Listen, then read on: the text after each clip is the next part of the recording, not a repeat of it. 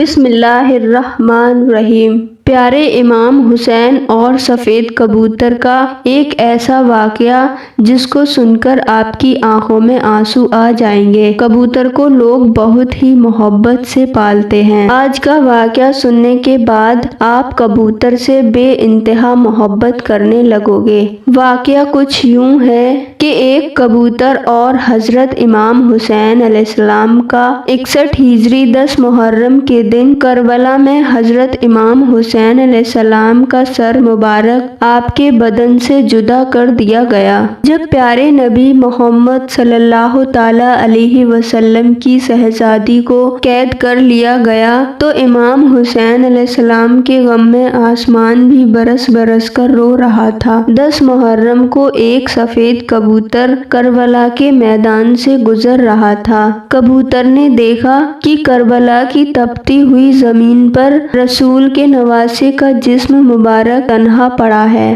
وہ کبوتر چیختا ہوا آسمان سے نیچے اتر آیا اور دوسرے پرندوں سے کہنے لگا کہ قیامت آ گئی اور پیارے نبی محمد صلی اللہ تعالی علیہ وسلم کے نواسے کو کربلا میں شہید کر دیا گیا۔ رسول صلی اللہ تعالی علیہ وسلم کا خاندان کربلا میں بکھر گیا ہے۔ یوں کبوتر آ کر کربلا میں پھرنے لگے اور امام حسین علیہ السلام کے غم میں رونے لگے، اور اس کبوتر نے اپنے آپ کو حضرت امام حسین علیہ السلام کے خون سے اپنے آپ کو تر کر لیا تھا اور واپس اڑ گیا۔ پھر وہ اڑتا ہوا مدینہ شریف جا پہنچا اور پیارے نبی محمد صلی اللہ تعالی علیہ وسلم کے روضے کے ارد گرد چکر کاٹنے لگا۔ اس کبوتر کے پیروں سے خون کے قطرے ٹپک رہے تھے۔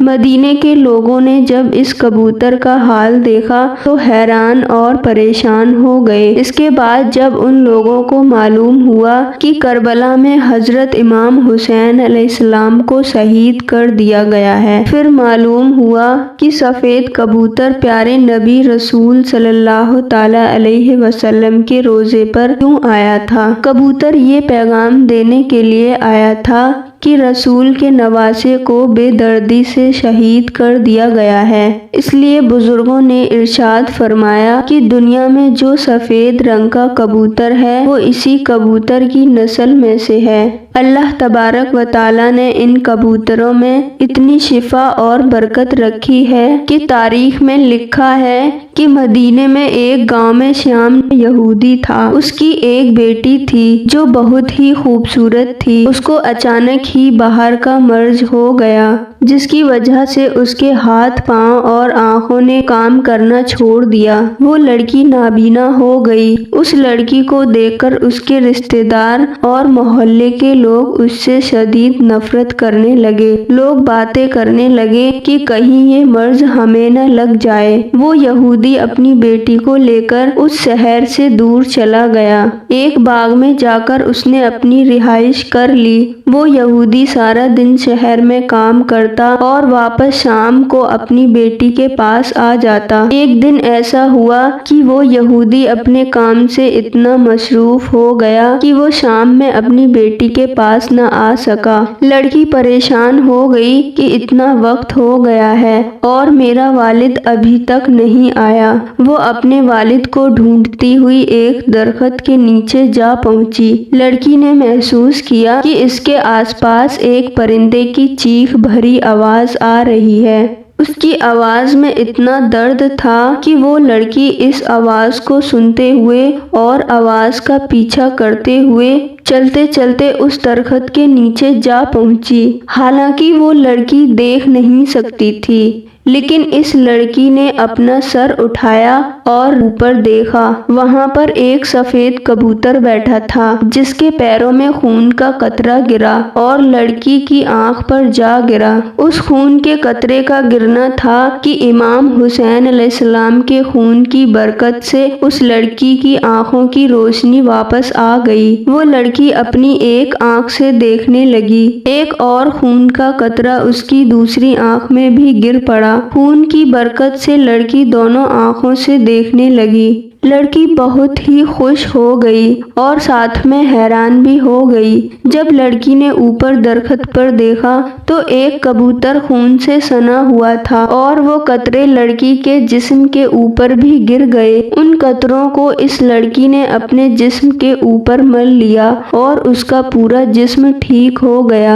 इमाम हुसैन अलैहिस्सलाम के खून की बरकत से लड़की को मुकम्मल शिफा मिल गई। उस खून में इतनी शिफा थी कि लड़की पहले से भी हसीन हो गई। लड़की खुश होकर उठी और बाग में बाहर अपने बाप की तलाश में निकली। जैसे ही बाहर आई तो सामने उसका वालिद था। उसके वालिद ने उस लड़की से पूछा कि बेटी तुम कौन हो? यहाँ मेरी एक बेटी रहती है। जिस जगह मैं उसको छोड़कर गया था वो मौजूद नहीं है। क्या तुम्हें पता है कि मेरी बेटी कहाँ है? लड़की खुश होकर रोकर बोली, ए बाबा, मैं ही आपकी बीमार बेटी हूँ और मैं अब सेहत से ठीक हो गई। यहूदी ये सुनकर इतना खुश हुआ कि उसकी आंखों में आंसू आ गए। खुशी से अपनी बेटी को गले लगाया और बोला, ए बेटी, तुझे अपनी आंखों से कैसे दिखने लगा? उसकी बेटी ने उसको पूरा वाकया सुनाया। लड़की अपने बाप को उस दरख्त के नीचे लेकर गई। यहूदी ने कबूतर को कहा, ए कबूतर परिंदे, तेरी इस दर्दनाक आवाज के पीछे क्या वजह है और तेरे पैरों से ये मुबारक खून किसका है जिस खून में इतनी बरकत है? कबूतर ने जवाब दिया कि ये खून मोहम्मद सल्लल्लाहु ताला अलैहि वसल्लम के